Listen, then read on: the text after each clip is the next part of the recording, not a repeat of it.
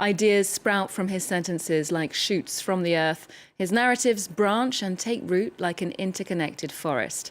Richard Powers received the Pulitzer Prize for his complex, compelling The Overstory in 2019, with Barack Obama saying it changed the way I thought about the earth and our place in it. His latest novel, Bewilderment, is equally awe-inspiring, a book that manages to encompass the cosmos and the day-to-day business of being human. It's now available in French, published as Sidération by Actes Sud. He joins us now to tell us more. Richard Powers, thank you so much for being here. Oh, thank you. It's a pleasure, and thanks for that lovely introduction.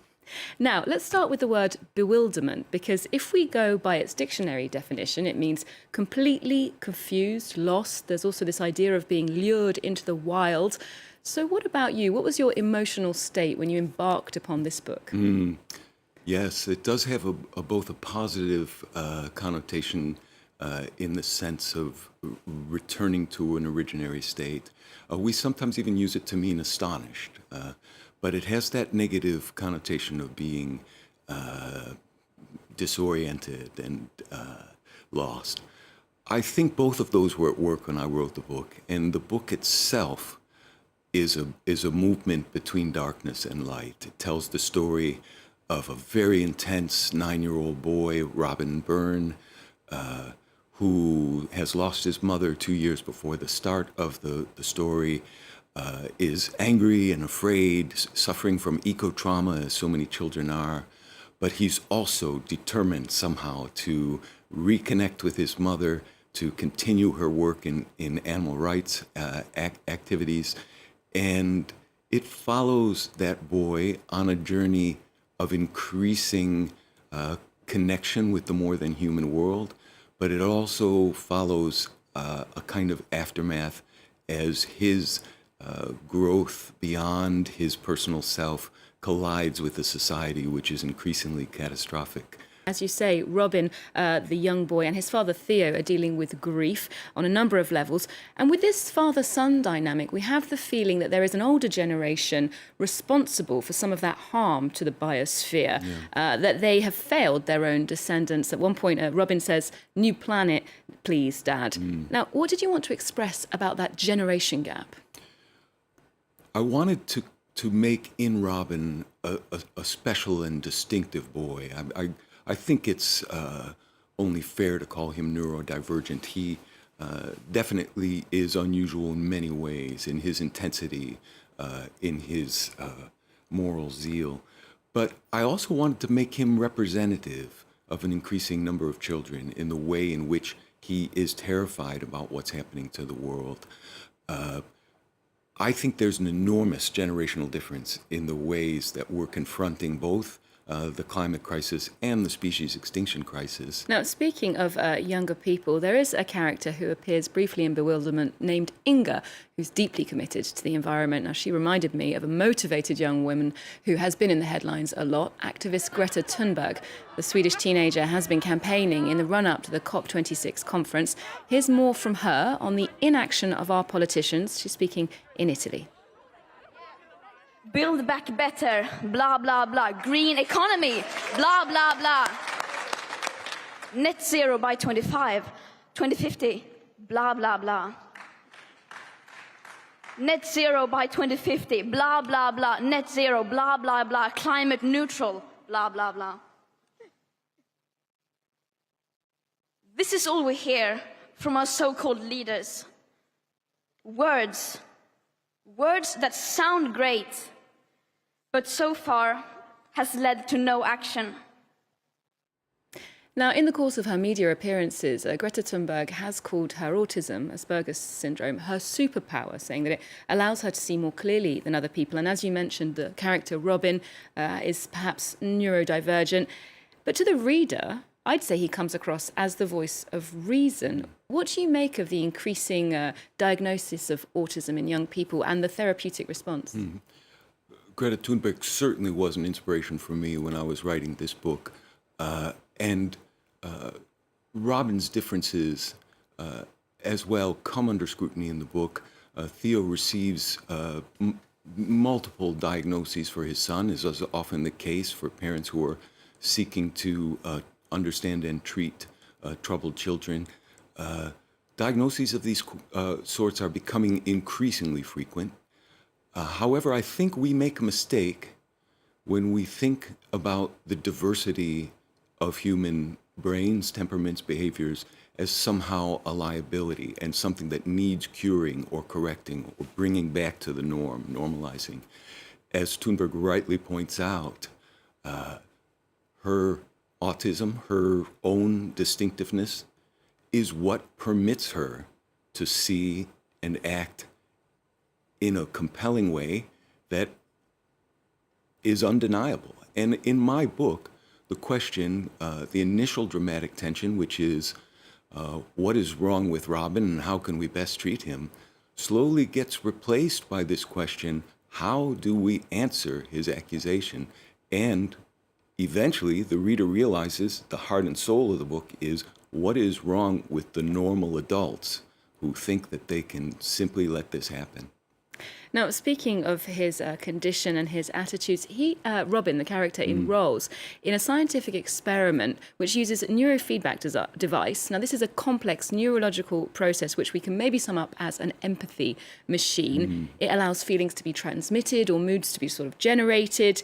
This is a fascinating part of the book that I thought was speculative or science fiction, but apparently it is really happening. Scientists are looking to modify our emotional states. Can you tell us more about that? Yes, it's a technique that's over a decade old. I first learned about it in 2013 and immediately thought, oh, what a great launching point for a story.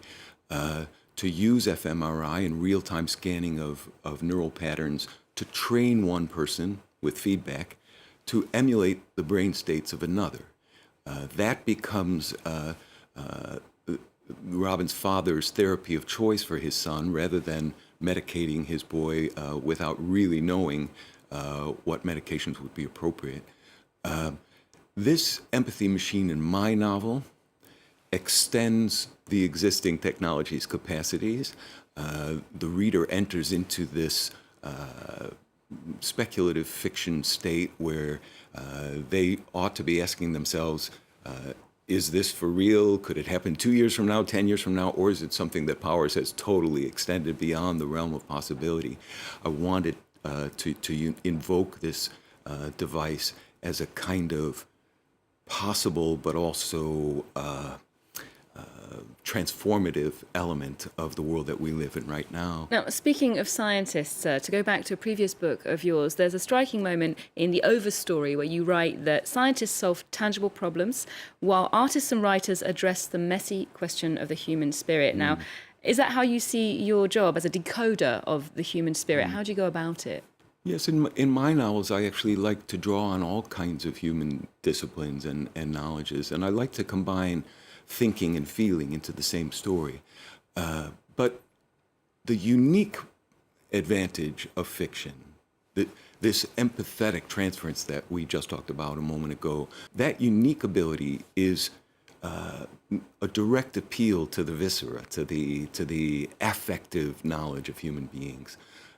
And there is a line in Overstory, all the best arguments in the world won't change a person's mind. The only thing that will do that is a good story. And that is the goal that I've been working toward over my 40 years of writing, over my 13 novels. How to, yes, inform and fill a book with knowledge, the kinds of knowledge that scientists and other disciplines have accumulated about the world, but also how to break hearts. How to make people feel the desperation that these characters feel. And there's this big overriding idea in the Overstory about the interconnectedness of things, forests and trees, but everything on the planet really, and how dangerous, upsetting that delicate balance is. And the COVID-19 pandemic has been cited as damning evidence of what happens when humans interfere in all of that. Do you think this is going to be a wake-up call for humanity? This will be when we say, okay, things have to change? The wake-up call has been issued for a long time now. We've known about our transformation of the world's climate systems. We've known about our triggering of a mass species extinction for half a century. Our stories are catching up. It's really going to be the storytellers that that have to challenge this culture of human exceptionalism, this belief that we are here to master and dominate and subdue the earth, and that we somehow have the right to use the rest of the living planet to further our ends, and our ends have always been accumulation. It's going to have to be theater, film, books that say this culture is not well, and we need to refashion ourselves. We need to begin to look for meaning out there. Most of the world's literature in most of the parts of the globe, certainly in almost all indigenous cultures, have understood that to tell the story about who we are and where we are, we have to bring in place, the living earth. We have to bring in the more than human. It's not possible to think about ourselves as a separate thing. Richard Powers, thank you very much for joining us today. Well, let's wrap up with the show with a clip from I Am Greta, the documentary following that young woman who has been and will be lobbying at the very highest level in face of the climate crisis. Otherwise, remember, you can get more arts and culture on our website and our social media feeds.